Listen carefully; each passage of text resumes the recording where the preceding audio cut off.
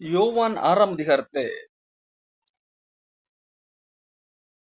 67வது வசனம். தன்னுடைய சீடர்களை பார்த்து ஒரு இக்கட்டான சூழ்நிலையிலே ஆண்டவர் இயேசு கிறிஸ்து விதமாக கேள்வி கேட்கிறார். நீங்களும் என்னை விட்டு போய்விட மனதாக இருக்கிறீர்களா என்கின்ற ஒரு கேள்வியை தன்னுடைய சீடர்களிடத்திலே வைக்கிறார். காரணம், அதுவரைக்கும் அநேக முறை கஷ்டப்பட்டு இயேசு கிறிஸ்துவை தேடி வந்த அநேகர் இயேசு கிறிஸ்துவை விட்டு விலகி போனார்கள். ஆகவே தன்னுடைய எஞ்சி இருக்கிற சீடர்களை பார்த்து ஆண்டவர் கேட்கிற ஒரு கேள்வி, நீங்களும் போய்விட மனதாக இருக்கிறீர்களா என்கின்ற ஒரு கேள்வியை வை. இந்த கேள்விக்கு காரணமாக பேதுரு ஒரு பதிலை சொல்லுகிறார். நாங்கள் யாரிடத்திலே போவோம், நித்திய ஜீவ வசனங்கள் உம்மிடத்திலே உண்டே சொல்லி. ஆண்டவரிடத்திலே சேருவதற்காக பதில் சொன்ன, அல்லது ஆண்டவரை விட்டு விலகாமல் இருப்பதற்காக பேதுரு சொன்ன பதில் இது. அப்ப விலகி போனார்கள் அல்லவா அநேகர், இந்த இயேசு கிறிஸ்துவை விட்டு பிரிந்து போனார்கள் அல்லவா? அவர்கள் ஏன் விலகி போனார்கள்? எப்படி இயேசு கிறிஸ்துவை விட்டு விலகி போக முடியும் என்கிறதை குறித்து நான் பார்க்க போகிறோம். பலர் விலகி போனார்கள். அதற்கு என்னென்ன காரணங்கள்? முதலாவது, ஆண்டவர் இயேசு கிறிஸ்துடைய போதனை கடினமான உபதேசமாக அவர்களுக்கு காணப்படும். யோவான் 6ஆம் அதிகாரத்திலே 60வது வசனத்திலே, அது இயேசு கிறிஸ்துவை பின்பற்றின சீசர்களில் அநேகர், அதுவரைக்கும் நாங்கள் இயேசு கிறிஸ்துவையே பின்பற்றுவோம் என்று சொல்லிக் கொண்டு வந்த அநேகர் சொல்லுகிறார்கள், இது கடினமான உபதேசம், இதை யார் கேட்பார்கள் என்றார்கள். அப்போ ஏன் இயேசு கிறிஸ்துவை விட்டு விலகி போகிறார்கள் என்று சொன்னால், இயேசு கிறிஸ்து பேசியது கடினமான உபதேசமாக காணப்படுகிறது. அவர்கள் இயேசு கிறிஸ்துவிடத்திலிருந்து அற்புதங்களை விரும்புகிறார்கள். ஆகவே தான் தேடி வருகிறார்கள். யோவான் 6ஆம் அதிகாரத்திலே இயேசு கிறிஸ்துவை தேடி கஷ்டப்பட்டு, அவர் இங்கே இல்லை அங்கே போயிருப்பார் என்று சொல்லி கடைசியிலே படகு பிடித்து அங்கே இருப்பார் என்று சொல்லி பெரிய அலைச்சல் அடைந்து கஷ்டப்பட்டு தான் கண்டுபிடிக்கிறதை நாம் பார்க்க முடியும். அப்படி கண்டுபிடிக்கிறது எதற்காக என்கிறதை இயேசு கிறிஸ்து கண்டுகொள்கிறார். நீங்கள் அப்பம் புசித்து திருப்தியானதுனால தான் என்னை தேடினீர்கள், மாறாக நான் அற்புதம் செய்ததினால் அல்ல. அதாவது நான் அற்புதம் செய்ததினால், நான் தான் தேவனுடைய குமாரன் என்கிறதை நீங்கள் கண்டுகொண்டதனால் அல்ல, மாறாக உங்களுக்கு அப்பம் தந்து கொண்டே இருக்க வேண்டும், உங்களுக்கு வாழ்க்கையிலே எப்பொழுதும் அற்புதம் நடந்து கொண்டே இருக்க வேண்டும், ஏதோ ஒன்றை நான் என்னிடத்திலிருந்து ஒரு ஆதாயத்தை எதிர்பார்த்துதான் தேடுகிறீர்கள் என்பதாக இயேசு கிறிஸ்து சொல்லுகிறார். யோவான் 6ஆம் அதிகாரம் 26ஆம் வசனத்திலே உள்ளது. அவர்களுக்கு பிரதித்திரமாக, நீங்கள் அற்புதங்களை கண்டதனால் அல்ல, நீங்கள் அப்பம் புசித்து திருப்தியானதனாலேயே என்னை தேடுகிறீர்கள் என்று மெய்யாகவே மெய்யாகவே உங்களுக்கு சொல்லுகிறேன். அழிந்து போகக்கூடிய போஜனத்திற்காக அல்ல, கடைசி வரைக்கும் நிலைநிற்கிற போஜனத்திற்காகவே பெரிய நடப்பியுங்கள் என்பதாக இயேசு கிறிஸ்து சொல்லுகிறார். அந்த அடிப்படையில தான் பேசிக்கொண்டு வரும்போது, அழியாத போஜனம் எது என்று அவர்கள் கேட்க, இயேசு கிறிஸ்து, நான் தான் அழியாத போஜனம், நான் தான் ஜீவ அப்பம், என்னை தான் நீங்கள் உட்கொள்ள வேண்டும். அழிந்து போகக்கூடிய அப்பத்தை உட்கொண்டால் செத்து போவீர்கள். மோசே கொடுத்த அப்பத்தை சாப்பிட்டவர்கள் செத்து போனார்கள். காரணம், அந்த சாப்பிட்டால் வயிற்று பசிதான் தீரும். மாறாக எண்ணெய் உண்டால் மட்டும்தான் நீங்கள் என்றென்றைக்கும் அழியாமல் இருக்க முடியும். அழியாமையை பெற்றுக்கொள்ள வேண்டும் என்றால், நித்திய வாழ்வை பெற்றுக்கொள்ள வேண்டும் என்றால் எண்ணெய் நீங்கள் ஏற்றுக்கொள்ள வேண்டும். இதைத்தான் எண்ணெய் உட்கொள்ள வேண்டும், அல்லது என்னுடைய ரத்தத்தை குடிக்க வேண்டும், எண்ணெய் மாம்சத்தை புசிக்க வேண்டும் என்கிறதாக சொல்வதை அவர்களால் ஏற்றுக்கொள்ள முடியவில்லை. காரணம், அவர்களுக்கு இந்த போதனை கடினமாக அல்லது புரிந்து கொள்வதற்கு இயலாத ஒன்றாக காணப்பட்டது. அவர்களுக்கு தேவை, இயேசு கிறிஸ்து நாங்கள் விரும்புகிறதை தந்து கொண்டே இருக்க வேண்டும். எங்களுக்கு தேவை இந்த பூமியிலே வாழ்வதற்கு சௌகரியமான காரியங்கள், எங்களை குஷிப்படுத்தக்கூடிய காரியங்கள், அதை தந்து கொண்டிருக்க வேண்டும் என்கிறதை விரும்பினார்கள். ஆனால் இயேசு கிறிஸ்துவோ அதற்கு மாறாக, இல்லை இல்லை, நீங்கள் உங்களுக்கு நிலை நிற்கக்கூடிய இந்த பூமிக்குரியது அல்ல, இந்த பூமிக்குரியவைகள் ஒரு நாள் அழிந்து போகக்கூடியவை, அழியாமைக்குரிய ஒரு காரியத்தை தர முடியும், நீங்கள் என்னை உட்கொள்ள வேண்டும் என்று சொல்லுவது அது கடினமாக இருக்கிறது. ஆகவே தேவனுடைய வார்த்தை கடினமாக தோன்றினதனால் அவர்கள் பலர் இயேசு கிறிஸ்துவை விட்டு பின்பற்றி போகிறார்கள். லூக்கா 9ஆம் அதிகாரத்திலே 23ஆம் வசனத்திலே இயேசு கிறிஸ்து சொல்லுகிறார், ஒருவன் என்னை பின்பற்ற விரும்பினால் தன்னைத்தான் வெறுத்து தன் சிலுவையை எடுத்துக்கொண்டு என்னை பின்பற்ற கடவன். இயேசு கிறிஸ்துவை பின்பற்றுவது என்பது தன்னைத்தான் வெறுக்க வேண்டும், தன் சிலுவையை எடுத்துக்கொண்டு என்னை பின்பற்ற கடவன் என்பதாக இயேசு கிறிஸ்து சொல்லுகிறார். இப்படிப்பட்ட போதனை தான் இயேசு கிறிஸ்து போதித்ததாக இருந்தது. இயேசு கிறிஸ்துவை பின்பற்றி வர வேண்டும் என்றால், இயேசு கிறிஸ்துவை பின்பற்றி சீடராக ஒரு கிறிஸ்தவனாக வர வேண்டும் என்று சொன்னால், ஒருவன் முதலாவது தன்னை தாழ்த்தி தன்னை வெறுக்க வேண்டும் என்கிறதை இயேசு கிறிஸ்து கற்பிக்கிறார். இதை ஏற்றுக்கொள்வதற்கு மனிதர்களுக்கு இயலாத ஒன்றாக காணப்படுகிறது. அது சொல்லும் போது லூக்கா 9:24 சொல்லுகிறார், தன் ஜீவனை ரட்சிக்க விரும்புகிறவன் அதை இழந்து போவான், என் நிமித்தமாக தன் ஜீவனை இழந்து போகிறவன் அதை காப்பாற்றிக் கொள்வான் என்பதாக இயேசு கிறிஸ்து அங்கே சொல்லுகிறார். அப்ப அப்படித்தான் இதே லூக்கா 9ஆம் அதிகாரத்திலே சிலர் இயேசு கிறிஸ்துவை விட்டு வராமல் போகிறதையும் பார்க்க முடியும். இயேசு கிறிஸ்து கூப்பிடும் போது என்ன சொல்லுகிறார், இல்லை, என்னுடைய தகப்பனை அடக்கம் பண்ண வேண்டும், அந்த கடமைகளை எல்லாம் முடித்த பின்பதாகத்தான் உம்மை பின்பற்றி வர முடியும் என்பதாக ஒருவன் சொல்லுகிறார். அப்போ ஒருவன் நான் உண்மை பின்பற்றி வர ரெடி என்பதாக சொல்லுகிறார். இப்ப இயேசு கிறிஸ்து என்ன சொல்லுங்க, அவனுடைய உள்நோக்கத்தை அறிந்து சொல்லுகிறார், நரிகளுக்கு குழிகள் உண்டு, ஆகாயத்து பறவைகளுக்கு கூடுகள் உண்டு, மனுஷகுமாரனுக்கு தலை சாய்க்க இடமில்லை என்கின்ற ஒரு உண்மையை ஆண்டவர் அங்கே சொல்லுகிறார். இப்போ மனிதர்களுடைய நோக்கங்கள் ஆண்டவருடைய வார்த்தையை கேட்டு ஆண்டவரை ஏற்றுக்கொள்வதிலே அல்ல, மாறாக ஆண்டவரிடத்திலிருந்து ஏதாகலும் கிடைக்கும், நாங்கள் விரும்பினது ஏதாகலும் கிடைக்கும் என்கிற ஒரு எண்ணத்தில் இருந்தபடியால் அவர்களுக்கு ஆண்டவர் பேசினது கடினமாக தோன்றது. அதாவது அழியாமைக்குரிய காரியங்களை குறித்து பேசின காரியம் அவர்களுக்கு கடினமான உபதேசமாக தோன்றியது. ஆகவே பல இயேசு கிறிஸ்துவை விட்டு விலகினார்கள். இரண்டாவது, இன்னொரு கூட்டத்தார் ஏன் இயேசு கிறிஸ்துவை விட்டு விலகுகிறார்கள் என்றால், மத்தேயு 13ஆம் அதிகாரத்திலே 21ஆம் வசனத்திலே ஆண்டவர் இயேசு கிறிஸ்து கூறிய உவமையிலே ஆண்டவர் இயேசு கிறிஸ்துவே சொல்லுகிற காரியம். மத்தேயு 13:21 தங்களுக்குள்ளே வேறில்லாதவரை கொஞ்ச காலம் மாத்திரம் நிலைத்திருப்பான். கொஞ்ச காலம் இது கிறிஸ்தவத்திலே நிலைத்திருக்கிறான், வசனத்தை கேட்டு நிலைத்திருக்கிறான்.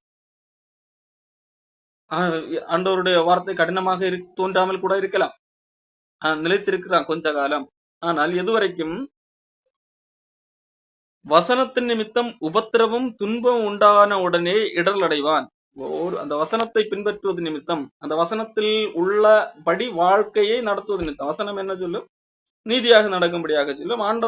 ஆண்டவர் எப்படி பிரியப்படுவாரோ அதற்கு ஏற்றபடி நடக்க சொல்லும் வசனம். அந்த வசனத்தின்படி நடக்கும் போது பூமியிலே சில மற்ற மனிதர்கள் வாழ்வது போல ஒருவேளை வாழ முடியாமல் இருக்கும். அது நிமித்தம் துன்பங்கள் அல்லது பிரச்சனைகள், இடரல்கள் வரக்கூடிய ஒரு வாய்ப்பு இருக்கிறது, உபத்திரவம் வர வாய்ப்பு இருக்கிறது. அப்படிப்பட்ட சூழலிலே அவர்கள் பின்வாங்கி அல்லது இயேசு கிறிஸ்து வேண்டாம் என்று சொல்லி இடரை போகிறவர்களாக இருக்கிறார். அதாவது வாழ்க்கையிலே சாதகமான சூழ்நிலை இருக்கிற வரைக்கும் அவர்கள் இயேசு கிறிஸ்துவை பின்பற்றுகிறதாக காணப்படுகிறார்கள். மாறாக சாதகம் அல்லாத சூழ்நிலை வரும்போது அவர்கள் இந்த இயேசு கிறிஸ்து வேண்டாம் என்று சொல்லி விலகுகிறார்கள். அல்லது இன்னும் சொல்ல போனால் ஒரு நோய் குணமாகும் என்கின்ற நம்பிக்கையிலே இருக்கிறார்கள். ஒருவேளை நோய் குணமானால் இருப்பார்கள். அடுத்த ஒரு நோய் வந்து அது குணமாகவில்லை என்றால் அது அவர்களுக்கு துன்பமாக தெரியும். வசனம் சொல்லுகிறது நேர்மையாக நடக்க வேண்டும் என்று சொல்லி. அந்த மாதிரி நேர்மையாக நடக்கும் போது நேர்மையற்றவர்களிடத்திலிருந்து எதிர்ப்புகள் வரலாம், அப்படி நடப்பதற்கு பாதகமான சூழல் வரலாம். இப்போ நேர்மையாக நடப்பது சாத்தியமில்லை, ஆகவே இந்த வேஸ்ட், ஆகவே எனக்கு இப்படி நடப்பதனால்தான் துன்பம் வருகிறது, ஆகவே நான் தவறான வழியிலே தான் நடக்க போகிறேன் என்று சொல்லி முடிவெடுக்கக்கூடியவர்கள் இருப்பார். அப்போ வசனத்தின் நிமித்தம் துன்பம் வரும்போது, வசனத்தின் நிமித்தம் உபத்திரவம் வரும்போது அவர்கள் இடறி போகிறார்கள். காரணம், அவர்கள் ஆழமாக நிலைத்திருக்கக்கூடியவர்கள் அல்ல.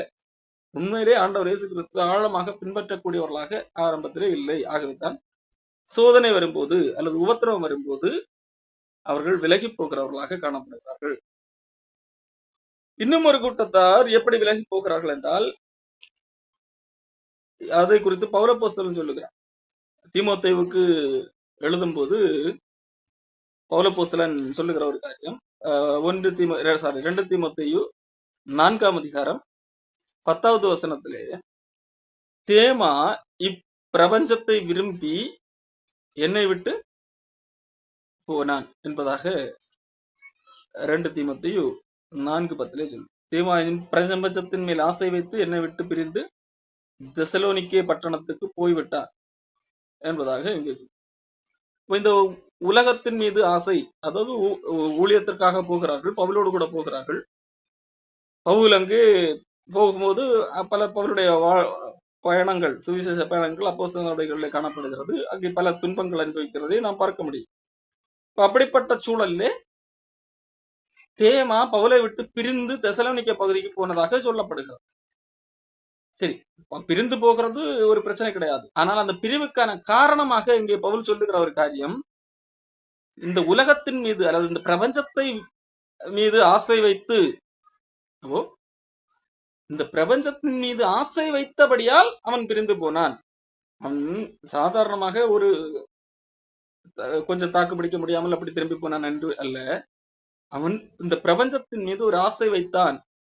கிறிஸ்தவத்துக்குள்ளா இருக்கிறபடியால் இதை அனுபவிக்க முடியவில்லை என்கின்ற அடிப்படையிலே அவன் என்னை விட்டு என்னோடு கூட இருந்தால் இந்த பிரபஞ்சத்தின் மீது ஆசையோடு அதை அடைய முடியாது என்று நினைத்து அவன் இந்த இடத்தை என்னை விட்டு பிரிந்து போனான், விலகி போனான் என்கிறதாக சொல்லப்படுகிறது. அப்போ உண்மையிலேயே ஆண்டவரை பின்பற்றுகிறவர்களை குறித்து ஆண்டவர் இயேசு கிறிஸ்து சொல்லியிருக்கிறார், தன்னைத்தான் வெறுத்து தனக்குண்டான எல்லாவற்றையும் வெறுத்து ஆண்டவரை பின்பற்றுவேன். ஆண்டவரை பின்பற்றுவது, அப்படி பின்பற்றுகின்ற போது உலகத்தை வெறுக்கிற ஒரு வாழ்க்கை வாழ்வதுதான் கிறிஸ்தவம்.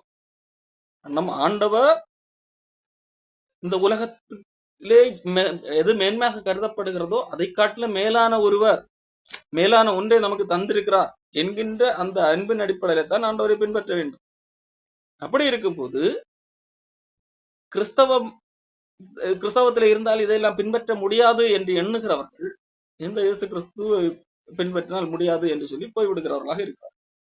கலாத்தியர் 5ஆம் அதிகாரத்திலே 24ஆம் வசனம் சொல்லுகிறது, கிறிஸ்துவனுடையவர்கள், அதாவது கிறிஸ்தவர்கள் எப்படிப்பட்டவர்களாக இருப்பார்கள்? தங்கள் மாம்சத்தையும் அதன் ஆசை இச்சைகளையும் சிலுவையிலே அறைந்திருக்கிறார்கள். ஒரு மனிதன் கிறிஸ்தவனாக மாறுவதே எப்படிதான்? தன்னுடைய மாம்சத்தையும் அதனுடைய ஆசை இச்சைகளையும் சிலுவையில் அறையும் போதுதான் அவன் கிறிஸ்தவனாகவே மாறுகிறான். ஆனால் கிறிஸ்தவர் என்று சொல்லிக் கொள்ளுகிற ஒருத்தன் இல்லை இல்லை எனக்கு உலகத்தின் மீதுதான் ஆசை இருக்கிறது என்று சொல்லி போகும்போது அவன் இந்த இயேசு கிறிஸ்துவை புறக்கணிக்கக்கூடிய ஒரு மனிதனாகத்தான் காணப்படுவான்.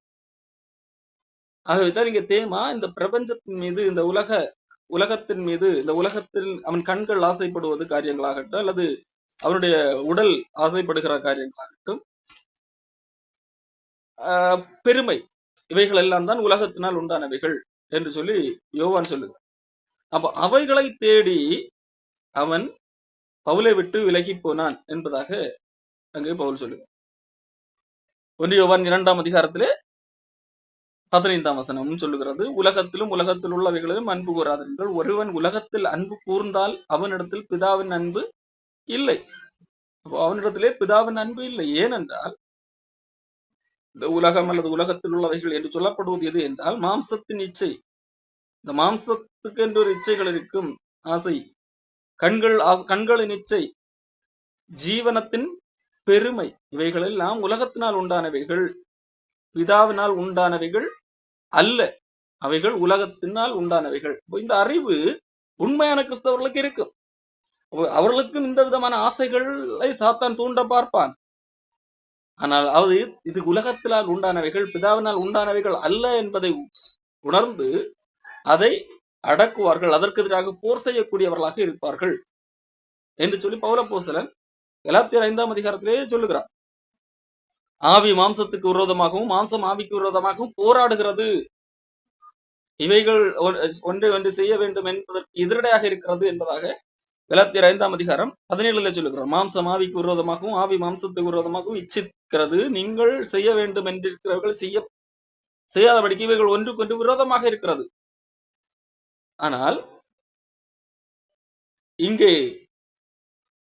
தேவனை மாம்ச ஆசைகளுக்கு இடம் கொடுக்கிறவர்கள், உலகத்தின் மீது உள்ள ஆசைகளுக்கு இடம் கொடுக்கிறவர்கள், எங்களுக்கு இந்த இயேசு வேண்டாம் என்று சொல்லி மாம்ச ஆசைக்கு எதிராக போராடாமல், அதற்கு எதிராக ஆசைப்படாமல், அந்த மாம்ச ஆசைகளுக்கு தங்களை விற்று போடுகிறவர்களாக காணப்படுகிறார்கள். அப்படி போதும்போது உண்மையானதே இயேசு கிறிஸ்துவை விட்டு விலகி போகிறவர்களாக இருக்கிறார்கள். பணத்துக்காகவும் பதவிக்காகவும் இந்த உலக இன்பத்திற்காகவும் அல்லது மனிதனுடைய பாராட்டு, மனிதர்களுடைய புகழ்ச்சி, இவைகள் எல்லாவற்றிற்காகவும் இயேசு கிறிஸ்துவை விலக்கி விட வாய்ப்பு இருக்கிறது. இந்தந்த காரியங்களினால்தான் பலர் இயேசு கிறிஸ்துவை விட்டு போகிறவர்களாக இருக்கிறார்கள். அப்போ ஆண்டவர் இயேசு கிறிஸ்துவை விட்டு இது ஆண்டவருடைய இயேசு கிறிஸ்துடைய உபதேசம் அது கடினமானது என்று சொல்லி போகிறவர்களாக இருக்கிறார்கள். அடுத்ததாக இந்த உலக ஆசை அது நிமித்தம் போகிறவர்கள், ஆண்டவர் இயேசு கிறிஸ்துவை விட்டு போகிறவர்கள் இருக்கிறார்கள். வசனத்து நிமித்தம் அல்லது இயேசு கிறிஸ்துவை பின்பற்றுவது நிமித்தம் அவர்கள் எதிர்பார்க்கிற விதமாக நல்ல விதமாக நடக்காமல் ஒரு துன்பம், ஒரு உபத்திரவம் என்கிற அடிப்படையில நடக்கும் போது அவர்கள் இந்த இயேசு கிறிஸ்து வேண்டாம் என்று சொல்லி போகிறவர்களாக இருக்கிறார்கள். அப்படி போகிறவர்கள் தங்களுக்கென்று ஒரு புதிய ஒரு இயேசு கிறிஸ்துவை உருவாக்கி கொள்ளுகிறார்கள். ஆகவே தான் பல வேளைகள்ல அந்த வேறொரு இயேசு கிறிஸ்துவை பலர் அவர்களும் வேதத்தில் உள்ள இயேசு கிறிஸ்துவை தான் பின்பற்றுகிறார்கள் என்கிறதாக தவறாக நினைக்க கூடி இருக்கிறது. 2 கொரிந்தியர் புத்தகத்திலே தான் பவுல் அதை சொல்லுகிறார். 2 கொரிந்தியர் 11ஆம் அதிகாரத்திலே 4ஆம் வசனத்தில், உங்களிடத்தில் வருகிறவன் நாங்கள் பிரசங்கியாத வேறொரு இயேசுவை பிரசங்கித்தான் ஆனால், அல்லது நீங்கள் பெற்றிராத வேறொரு ஆவியை, நீங்கள் ஏற்றுக்கொள்ளாத வேறொரு சுவிசேஷத்தையும் பெற்றீர்களானால் நன்றாய் சகித்திருப்பீர்களே என்பதாக கொரிந்து மக்களிடத்திலே பவுல் சொல்லு. அப்போ இவர்கள் அப்படி போகும்போது வேறொருத்தர் வருகிறார்கள். அவர்கள் இயேசு கிறிஸ்துவை தான், வேதாகமத்தில் உள்ள இயேசு கிறிஸ்துவை தான் பிரசங்கிப்பது போல காட்டிக் கொள்ளுகிறார்கள். ஆனால் அவர்கள் வேறொரு இயேசு கிறிஸ்துவை பிரசங்கிக்கிறார்கள். அவர்கள் பிரசங்கிப்பது வேறொரு ஆவியை குறித்து, அல்லது அவர்கள் பிரசங்கிப்பது வேறொரு சுவிசேஷமாக இருக்கிறது. அங்கே போய் ஆனால் அவர்கள் நினைத்துக் கொள்வதோ நாங்கள் இயேசு கிறிஸ்துவோடு கூட தான் இருக்கிறோம், எங்களுக்கு போதிக்கிறவர்களும் வேதாகமத்தில் உள்ள இயேசு கிறிஸ்துவை தான் பிரசங்கிக்கிறார்கள் என்கிறதாக அவர்கள் நினைத்துக் கொள்ளுகிறார்கள். மாறாக வேதாகமத்தில் உள்ள இயேசு கிறிஸ்து அல்ல. எப்படி தெரியும் அவர்கள் பின்பற்றுவது வேதாகமத்தில் உள்ள இயேசு கிறிஸ்து அல்ல என்று சொல்லி, அவர்கள் போதிப்பது வேதாகமத்தில் உள்ள இயேசு கிறிஸ்து அல்ல என்று சொல்லி? காரணம், வேதாகமத்தில் உள்ள இயேசு கிறிஸ்துவை, அந்த வேதாகமத்தில் உள்ள இயேசு கிறிஸ்து சொன்ன அந்த வசனத்தை பின்பற்ற முடியாமல் இது வேண்டாம் என்று அதற்கு எதிரான போதனை பேசுகிறவர்களிடத்திலே போகிறார்கள் என்றால் அது இயல்பாகவே அது வேதாகமத்துக்கு எதிரான இயேசுதான். ஆண்டவர் சொல்லுகிறார், தன்னைத்தான் வெறுத்து தன் சிலுவை எடுத்து என்னை பின்பற்றி வர கடவன் என்று சொல்லி. அது மக்களுக்கு கடினமான உபதேசமாக தெரிகிறது. அப்போ வேறொருத்தர் வந்து சொல்லுகிறார், இல்ல இயேசு கிறிஸ்து அப்படி சொல்லவில்லை. இயேசு கிறிஸ்து என்ன சொன்னார் தெரியுமா? இயேசு கிறிஸ்துவிடத்திலே வந்தால் உங்களுக்கு பணம் பெருகும் என்று சொல்லி இருக்கிறார், உங்களுக்கு துன்பமே வராது என்று சொல்லி இருக்கிறார், இந்த மாதத்துல இந்த ஆண்டு இயேசு கிறிஸ்து இப்படிப்பட்ட ஒரு வாக்கு தத்தத்தை தந்திருக்கிறார் என்று சொல்லுகிறார்கள். அப்படி சொல்லும் போது அது வேதத்திலே இல்லாத, அதாவது வேதாகமத்தில் உண்மையான இயேசு கிறிஸ்து சொன்னதுக்கு நேர ஆப்போசிட்டாக இருக்கிறது. ஆகையால் நாம் எளிதாக கண்டுகொள்ளலாம், இது வேறொரு இயேசு என்று சொல்லி. அது வேறொரு ஆவி, பரிசுத்த ஆவியாய் குறித்து வேதாகம் சொல்கிறது. ஆனா இயேசு கிறிஸ்துவை உண்மையாக விசுவாசித்து ஏற்றுக்கொள்ளும் போது பரிசுத்த ஆவியான நமக்குள்ளாக வந்து அவரை நம்ம சகல சத்தியத்துக்குள்ளும் நடத்தக்கூடியவராக இருக்கிறார். ஆனால் இவர்கள் வேறொரு ஆவியை கொடுக்கிறார்கள். அது என்ன? அது மக்களை மகிழ்விப்பதற்காக, அந்த நேரத்திலே அவர்களை பரவசப்படுத்துவதற்கு எதுவாக, மக்களை சத்தியத்துக்குள்ளாக நடத்துகின்ற ஆவி அல்ல. அது மக்களுக்கு பரவச அனுபவத்தை கொடுத்து அவர்கள் விரும்புகிற ஒரு என்டர்டைன்மெண்ட்டுக்குள்ளாக அவர்களை அந்த இடத்துல ஒரு தற்காலிக மகிழ்ச்சியை கொடுக்கிற ஒரு ஆவியை அவர்கள் கொடுக்கிறார்கள். வேறொரு சுவிசேஷம், உண்மையான சுவிசேஷம் எது? இயேசு கிறிஸ்து நம்முடைய பாவங்களுக்காக மரித்தார். வேத வாக்கியங்களின்படி இயேசு கிறிஸ்து நம்முடைய பாவங்களுக்காக மரித்தார். வேத வாக்கியங்களின்படி அடக்கம் பண்ணப்பட்டு நமக்காக உயிரோடு எழுப்பினார். அதாவது நம்முடைய பாவங்களுக்காக அவர் மரித்தார். நாம் நீதிமான்களாக்கப்படும்படியாக அவர் எழும்பியும் இருக்கிறார். இதுதான் உண்மையான சுவிசேஷம். ஆனால் அவர்கள் என்ன சொல்லுகிறார்கள்? இயேசு கிறிஸ்து எதற்காக மரித்தார்? உன்னை பணக்காரராக்குவதற்காக மரித்தார். உனக்கு வியாதியை வராமல் இருப்பதற்காக இந்த பூமியிலே மரித்தார். நீ காணிக்கை கொடுத்தால் உனக்கு பல மடங்காக ரிட்டர்ன் தருவதற்காக மரித்தார். இதுவெல்லாம் வேதாகமத்திலே உள்ள, அதாவது ஆண்டவர் நமக்கு சொன்ன சுவிசேஷத்துக்கு எதிரடையாக காணப்படுகிறது. அப்போ அது வேறொரு சுவிசேஷமாக இருக்கிறது. அப்போ அன்றைக்கு கொரிந்து மக்களிடத்திலே பலர் இப்படிப்பட்ட வேறொரு இயேசுவை கொண்டு புகுத்தினார்கள், வேறொரு சுவிசேஷத்தை சொன்னார்கள். அதாவது பவுல் கற்றுக் கொடுத்த சுவிசேஷத்திற்கு எதிரடையான ஒரு சுவிசேஷம், வேறொரு ஆவியை மக்களுக்கு வழங்கக்கூடியவர்களாக இருந்தார்கள். அதை குறித்து தான் பவுல் சொல்லுகிறார், அப்படி வருகிறவர்களை நீங்கள் ஏற்றுக்கொள்ளுகிறீர்கள், எளிதாக ஏற்றுக்கொள்ளுகிறீர்கள், ஆனால் எங்களை சந்தேக கண் கொண்டு பார்க்கிறீர்கள் என்கிற விதமாக அந்த சூழமைவிலே பவுல் அங்கே பேசியிருப்பார். அதுதான் இன்றைக்கு நடந்து கொண்டிருக்கிறது. அப்போ உண்மையான இயேசு கிறிஸ்துவை இவர்கள் ஆல்ரெடி புறக்கணித்து விட்டார்கள். காரணம் என்ன? அது உண்மையான இயேசு கிறிஸ்து பேசுகிற உபதேசம் இந்த பூமியிலே வாழ்வதற்கு அவர்களுக்கு கடினமாக தெரிகிறது. அது துன்பத்தை சகிக்க சொல்லுகிறது. துன்பம் வரும்போது அது அவர்களால் ஏற்றுக்கொள்ள முடியவில்லை.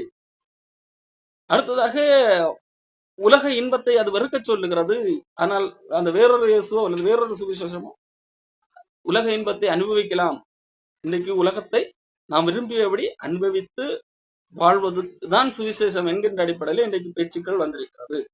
ஆகவே அவர்கள் வேறொரு இயேசுவை தேடி புறப்பட்டு விட்டார்கள். ஆனால் உண்மையான இயேசு கிறிஸ்துவை விட்டு விலகி விட்டார்கள். அது அவர்களுக்கே பல வேளைகளில் தெரிவதில்லை. அவர்களாக நினைத்துக் கொண்டிருக்கிறார்கள் இன்றைக்கும் இயேசு கிறிஸ்துவை இயேசு கிறிஸ்துவ இடத்துல இருப்பதா. இயேசு கிறிஸ்துவ வாழ்ந்த காலத்திலே வேறொரு இயேசு கிடையாது. ஆனால் இயேசு கிறிஸ்து போன பின்பதாக வேறொரு இயேசு வந்து விட்டபடியால் இவர்கள் வேறொரு இயேசு இடத்திலே போனார்கள். சரி, அப்போ இந்த காரணங்களினால் வேறொரு இயேசு கிறிஸ்துவை போகிறார்கள், அல்லது உண்மையான இயேசு கிறிஸ்துவை விட்டு போகக்கூடியவர்களாக இருக்கிறார்கள். ஆனால் அப்படி பல பேர் போனார்கள் என்றாலும் சில பேர் இயேசு கிறிஸ்துவோடு கூட இருந்தார்கள். அப்படி அவர்கள் இயேசு கிறிஸ்துவோடு கூட இருப்பதற்கு என்ன காரணம்? இயேசு கிறிஸ்துவை விட்டு போவதற்கு இவ்வளவு காரணங்கள் இருக்கிறது. அது கடினமான உபதேசம், நடைமுறைக்கு ஒத்து வராதது, அல்லது துன்பத்தை சகிக்க சொல்லுகிறது, அல்லது உலக ஆசையை துறக்க சொல்லுகிறது. இதெல்லாம் சாத்தியமில்லை என்று சொல்லி போவதற்கு காரணம் இருக்கிறது. இயேசு கிறிஸ்துவத்திலே சிலர் தங்கி இருக்கிறார்கள். அப்ப தங்கி இருப்பதற்கு அவர்கள் சொல்லுகிற காரணம் என்ன? இயேசு கிறிஸ்துவடி போகும்போதுதான் கேள்வி கேட்கிறார், நீங்களும் போய்விட மனதாக இருக்கிறீர்களா என்று சொல்லி. அதற்குதான் இயேசு கிறிஸ்து கொடுக்கிற பதில், பேதுரு கொடுக்கிற பதில், யாரிடத்திலே போவோம் ஆண்டவரே? நித்திய ஜீவ வசனங்கள் உம்மிடத்திலே உள்ளது. அப்போ அவர்கள் இயேசு கிறிஸ்துவை அறிந்திருந்தார்கள். இயேசு கிறிஸ்துவை விட்டு போகாமல் சிலர் தங்கி இருந்தார்கள் அல்லவா? அதற்கு காரணம் என்னவென்றால் அவர்கள் இயேசு கிறிஸ்து யார் என்பதை அறிந்திருந்தார்கள். அதுதான் பேதுரு சொல்லுகிறார், யாரிடத்திலே போவோம்? நித்திய ஜீவ வசனங்கள் உம்மிடத்திலே உண்டு, நீர் ஜீவனுள்ள தேவனுடைய குமாரனாகிய கிறிஸ்து என்று நாங்கள் விசுவாசித்தும் அறிந்தும் இருக்கிறோம் என்றார். இயேசு கிறிஸ்து யார் என்பதை அறிந்திருந்தார்கள். ஏன் இயேசு கிறிஸ்துவை விட்டு எல்லாரும் இந்த காரணங்களினால் போனாலும் பேதுருவும் அவனோடு இருந்தவர்களும் சிலர் போகாமல் இருந்ததற்கு காரணம் என்ன? அவர்கள் இயேசு கிறிஸ்துவை அறிந்திருந்தார்கள். இது வெறும் அறிவுபூர்வமாக ஒரு தியரிட்டிக்கலாக படித்து அறிந்து கொள்வதல்ல, அந்த அறிவை அனுபவமாக்கி கொள்வது. இயேசு கிறிஸ்து யார் என்கிறதை தங்களுடைய வாழ்க்கையிலே அறிந்திருந்தார்கள். அவர்களுடைய விசுவாசம் அற்புதங்கள் மீது அல்ல. அவர்களுடைய விசுவாசம் இவரோடு கூட இருந்தால் எங்களுக்கு துன்பமே வராது என்கிற விதமாக அல்ல. எங்களுக்கு நாங்கள் நினைத்த காரியம் எல்லாம் நடக்கும் என்கிற விதமாக அல்ல அவர்களுடைய நம்பிக்கை. அவர்களுடைய விசுவாசம் கிறிஸ்துவின் மேல் இருந்தது. அவர்கள் இயேசு கிறிஸ்துவை சரியாக அறிந்திருந்தார்கள். இரண்டாவது, அவர்கள் இயேசு கிறிஸ்துவை அறிந்ததோடு மட்டுமல்ல விசுவாசித்தார்கள். நீர் ஜீவனுள்ள தேவனுடைய குமாரனாகிய கிறிஸ்து என்று நாங்கள் விசுவாசித்தும் அறிந்தும் இருக்கிறோம். இயேசு கிறிஸ்துவை தேவனுடைய குமாரன் என்பதாக விசுவாசித்தார்கள். பலர் விசுவாசிக்காமல் போனார்கள். ஏன் விசுவாசிக்கவில்லை? அவர்கள் நினைத்தார்கள் இந்த ரோம சாம்ராஜ்ய அழித்து எங்களுக்கு புதிய ஒரு ராஜ்யத்தை ஏற்படுத்தி தருவார் என்று சொல்லி எதிர்பார்த்தார்கள். ஆகவேதான் அந்த இயேசு கிறிஸ்து கழுதையில வரும்போது அத்தனை பேர் பாராட்டுகிறார்கள், அல்லது ஓசானா எங்களுக்கு ரட்சியும் என்று சொல்லி சொல்லுகிறார்கள். ஆனால் ஒரு வாரத்துக்குள்ளாகவே இயேசு கிறிஸ்துவை சிலுவையில் அறைய வேண்டி கத்துக்கிற கூட்டமாகவும் மாறிவிடுகிறார்.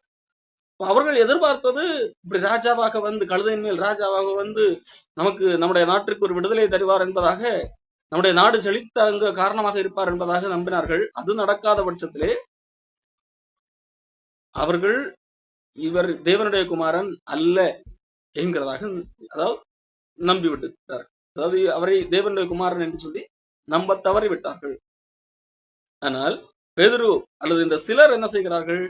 இயேசு கிறிஸ்து தேவனுடைய குமாரன் என்கிறதை நம்புகிறார். இதை எதை வைத்து?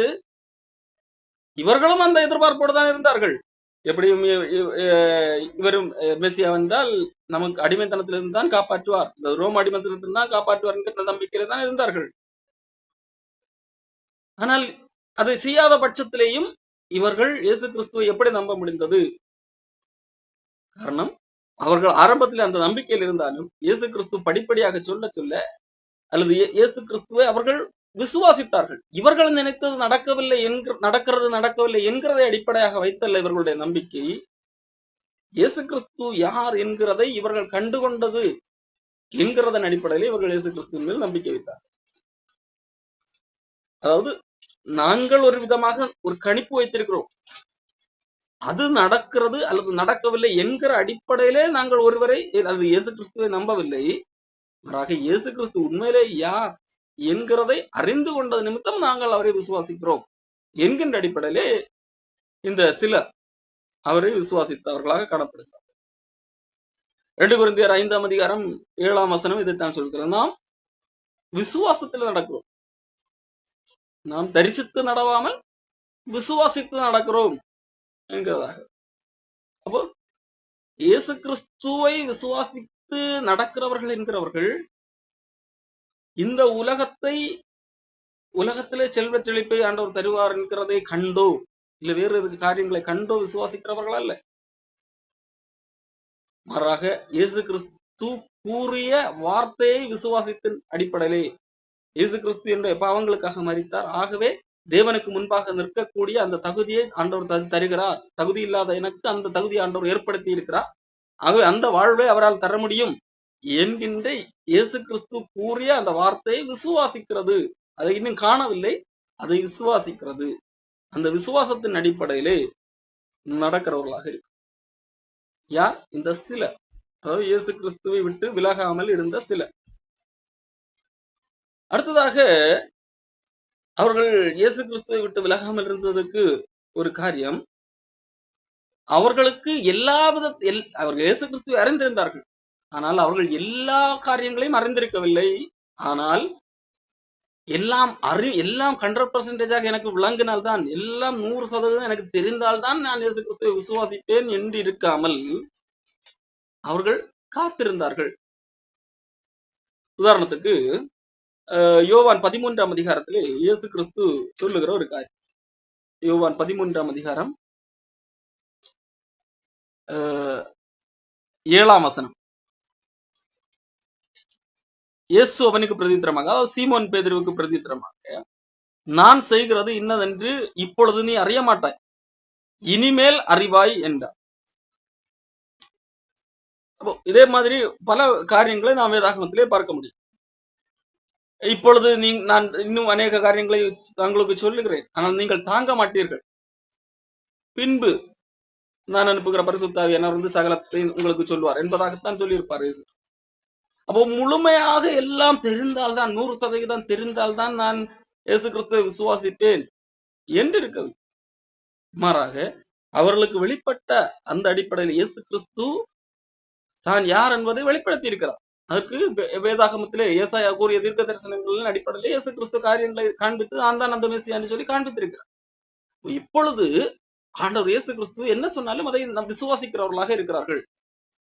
அவர்களுக்கு எல்லாம் புரிந்தது, 100% எடுத்த உடனடியாக ஆண்டவர் எல்லாம் புரியும் விதமாக விளக்கினார். அப்படி புரிந்த பிறகுதான் நாங்கள் நம்புவோம் என்கிற அடிப்படையில அல்ல. அவர்கள் எல்லாவற்றையும் புரிவதற்காக அவர்கள் தொடர்ந்து காத்திருந்தார்கள், விசுவாசத்தோடு கூட காத்திருந்தார்கள். பல விஷயங்கள் பின்பதாகத்தான் சீடர்களுக்கு புரிந்தது. வேதாகமத்திலே பல காரியங்கள் எழுதப்பட்டிருக்கு. அது இயேசு கிறிஸ்து உயிர்த்தெழுந்த பின்பதாக அவர்கள் அதை உணர்ந்து கொண்டார்கள், புரிந்து கொண்டார்கள் என்று சொல்லி காண முடியும். அப்போ பல காரியங்கள் அவர்கள் விளங்குவதற்கு முன்பதாகவே, முழுமையாக அறிந்து கொள்வதற்கு முன்பதாகவே, எல்லாம் புரியாமல் இருந்தாலும் அவர்கள் இயேசு கிறிஸ்துவை விசுவாசித்தார்கள்.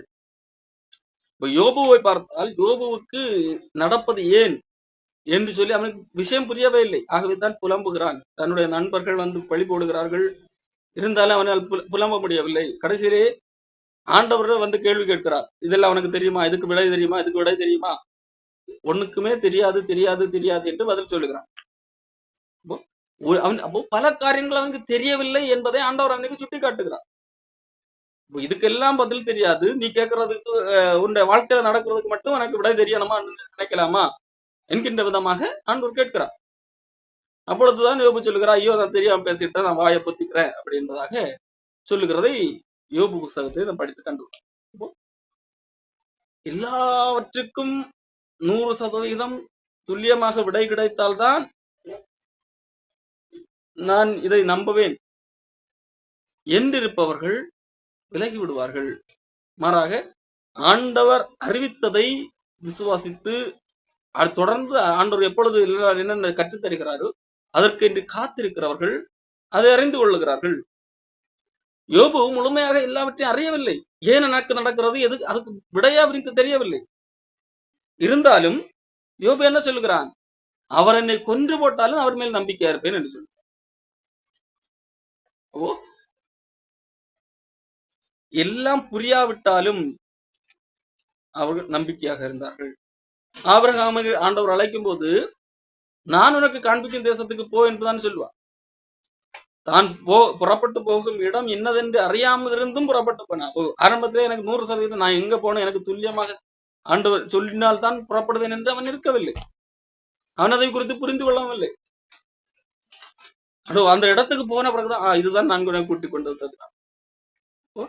எல்லாவற்றையும் முழுமையாக சொன்ன பிறகுதான், அறிந்து கொண்ட பிறகுதான் நான் நம்புவேன் என்று இருக்கவில்லை. ஆகவே தான் இவர்கள் சிலர் தங்கியிருந்தார்கள் அல்லவா, இந்த காரணங்களால் தான் அவர்கள் தங்கியிருந்தார்கள்.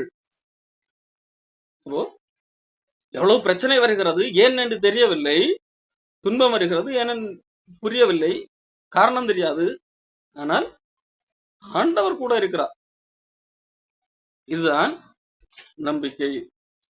சங்கீதம் 23:4 இதைத்தான் சொல்லுகிறது, நான் மரண இருளில் பள்ளத்தாக்கில் நடந்தாலும் பொல்லாப்புக்கு பயப்படேன், ஏனென்றால் நீர் என்னோடு கூட இருக்கிறேன். இங்க மரண இருள் தான், பள்ளத்தாக்கு தான், ஒருவேளை ஏன் காரணம் என்று தெரியாது, ஆனால் ஒன்று நீர் என்னோடு கூட இருக்கிறேன். கர்த்தர் உடன் இருக்கிறார் என்கிறதான் இங்கே முக்கியம். அதைத்தான் எல்லாரும் நம்பினார்கள். ஆகவேத்தான் அவர்கள் நிலைத்திருந்தார்கள். கர்த்தர் உடன் இருந்தால் ஏன் இந்த மரண பள்ளத்தாக்கு என்று அவர்கள் கேள்வி எடுத்திருந்தால் அவர்களும் புறப்பட்டு போயிருப்பார்கள். இந்த இயேசு வேண்டாம். அவர்கள், அதாவது இந்த சிலர் நிலைத்திருந்தவர்கள், அதாவது இயேசு கிறிஸ்துவை விட்டு விலகாமல் இருந்தவர்கள், இந்த எல்லா கேள்விக்கும் எனக்கு பதில் தர வேண்டும், என் வாழ்க்கையில் நடக்கிற அத்தனைக்கும் எனக்கு எல்லாம் தெரிந்துதான் ஆக வேண்டும் என்று இருக்கவில்லை. மாறாக காத்திருந்தார்கள். அப்போ அடுத்ததாக இன்னொரு கேள்விக்கு அவர்களுக்கு தெளிவான ஒரு பதில் இருந்தது. சிலர் இயேசு கிறிஸ்துவை விட்டு போகவில்லை அல்லவா? அவர்களிடத்திலே இந்த பல கேள்விகளுக்கு பதில் இல்லாவிட்டாலும் அவர்கள் இயேசு கிறிஸ்துவோடு இருந்தார்கள். ஏன் தெரியுமா? காரணம் அவர்களுக்கு ஒரு கேள்விக்கு பதில் இருந்தது. பேதுரு அதைத்தான் சொல்லுகிறார். யோவான் 6ஆம் அதிகாரத்திலே பேதுரு சொல்லுகிறார், ஆண்டவரே யாரிடத்தில் போவோம்? யாரிடத்துல போவோம்? நீங்களும் என்னை விட்டு போய்விட மனதாக இருக்கிறீர்களா? இயேசு கிறிஸ்து கேட்கிறார். சரி, அப்படி போகணும்னா நாங்க யாரிடத்தில் போவோம் என்று சொல்லி பேதுரு கேள்வி கேட்டார். பேதுரு கேள்வி கேட்டு அதுலயும் பேதுருவா சொல்லுகிறார், அப்ப யாரிடத்துல போக முடியும்? உம்மை விட்டு விட்டு நாங்கள் யாரிடத்துல போக முடியும்? இன்னைக்கு சிலர் சொல்லுகிறார்களா, இந்த வேறொரு இயேசு என்று சொல்லி வேறொரு இயேசுவை இன்னைக்கு காண்பித்து வைத்திருக்கிறார்கள் அல்லவா? வேறொரு சுவிசேஷத்தின் மூலமாக அவர்களிடத்திலே போவோமா? அவர்களிடத்திலே போனால் என்ன ஆகும்? போனால் செவிக்கிதமான பேச்சு கிடைக்கும், ஒரு பரவச அனுபவம் கிடைக்கும், இதெல்லாம் கிடைக்கலாம். ஏன் ஒருவேளை அவர்களுடைய மோட்டிவேஷன் பேச்சை கேட்டு பணக்கார சாத்தானுடைய எல்லா உதவியோடு கூட பணக்கார வாழ்க்கை கூட வாழலாம். ஆனால் பேதுரு இங்கே கேட்பது கிடைக்குமா? யாரிடத்திலே போவோம் ஆண்டவரே? நித்திய ஜீவ வசனங்கள் வேற யாரிடத்துல உண்டு? நித்திய ஜீவனுக்கு உள்ள வசனங்கள், நித்தியமாக அழியாமையில் உயிரோடு இருக்கக்கூடிய வசனங்கள் வேற யாரிடத்துல உண்டு?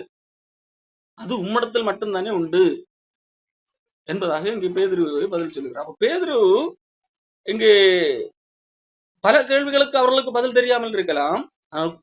முக்கியமாக தெரிந்த ஒரே கேள்வி, வேற யாரிடத்துல போனால் நித்திய ஜீவன் கிடைக்கும், இல்ல வேற யாரிடத்துல போனால் அந்த நித்திய ஜீவ வசனங்கள் உண்டாகும்? இல்லை, அது உம்மிடத்துல மட்டும்தான் உண்டு. வேறொரு இயேசு கிறிஸ்து இடத்துல போனாலும், இன்னைக்கு மனிதர்கள் உருவாக்கி வைத்திருக்கிற வேறொரு இயேசு கிறிஸ்து, அங்கே போனாலும் இதற்கு இது கிடைக்காது. இந்த உலகம் காண்பிக்கிற வேறு மதங்கள் அல்லது உலகம் காண்பிக்கிற வேறு வழிகள், இங்க உலகத்திலே பெரிய ஆளாக இருப்பதற்கு, அடுத்தவரை தாழ்த்தி உச்சாணி கொம்புல ஏறுவதற்கு பல வழிகளை இந்த உலகம் கட்டி வைத்திருக்கிறது. அப்படி எங்க போனாலும் நித்திய ஜீவித வசனங்கள் யாரிடத்துல கிடைக்கும்? இந்த கேள்விக்கு பதில் உண்டா? பேதுருவிடத்திலே அந்த கேள்விக்கு பதில் உண்டு. நித்திய ஜீவ வசனங்கள் உம்மிடத்திலே உண்டு, வேற யாரிடத்திலும் இல்லை. ஆகவே வேற யாரிடத்துல போவோம் என்கிறதை பேதுரு இங்கே திட்ட தெளிவாக சொல்லு. அப்போ எந்த பல கேள்விகளுக்கும் பதில் தெரியலாம், தெரியாமல் இருக்கலாம். ஆனால் இந்த ஒரு கேள்விக்கு பதில் சரியாக தெரிந்திருக்கிறபடியால் அவர்கள் இயேசு கிறிஸ்துவை விட்டு விலகவில்லை. இந்த உலகம் நமக்கு ரட்சிப்பை கொடுக்காது. அந்த வேறொரு இயேசு என்று சொல்லி காண்பிக்கிறார்கள் அல்லவா, அதுவும் ரட்சிப்பை கொடுக்காது. காரணம், அவர்கள் அந்த இயேசுவை காண்பிப்பதே அல்லது அந்த வேறொரு சுவிசேஷத்தின் நோக்கமே இந்த உலக செழிப்பு, இந்த உலக ஆசையை காண்பிப்பது. இந்த உலகத்திலும் உலகத்தில் உள்ளவைகளும் அன்பு கூறாதீர்கள் என்று சொல்லி வசனம் சொல்லுகிறது. பண ஆசை நீங்கள் நடக்கக்கூடாது என்றெல்லாம் வேதாகம் சொல்லுகிறது. ஆனால் அந்த வேறொரு இயேசு பண ஆசையை தூண்டக்கூடியவராக, இந்த உலகத்தின் இச்சைகளை தூண்டக்கூடியவராகத்தான் அங்கே காட்சியளிப்பார். ஆகவே அங்கே என்ன இருக்காது? நித்திய ஜீவவசனங்கள் இருக்காது. ஆகவே இந்த உலகம் அல்லது இந்த வேறொரு எதுவாக இருந்தாலும் வேறொரு அந்த ரட்சிப்பு தர முடியாது. ரட்சிப்பு என்பது நரக தண்டனையிலிருந்து விடுதலை தர முடியுமா? முடியாது. பாவத்திலிருந்து விடுதலை தர முடியுமா? முடியாது. வேறு எந்த மனிதர்களும் அது தர முடியாது. சரி, வேதாகம் சொல்லுகிறது எரேமியா 17:5 மனுஷனை நம்புகிறவன் சபிக்கப்பட்டவன். மனிதர்கள் நம்மை திருப்திப்படுத்த முடியாது. இயேசு கிறிஸ்து சொல்லுகிறார், நானே வழியும் சத்தியும் ஜீவனுமாக இருக்கு. இயேசு கிறிஸ்து மட்டுமே ஒரே வழி.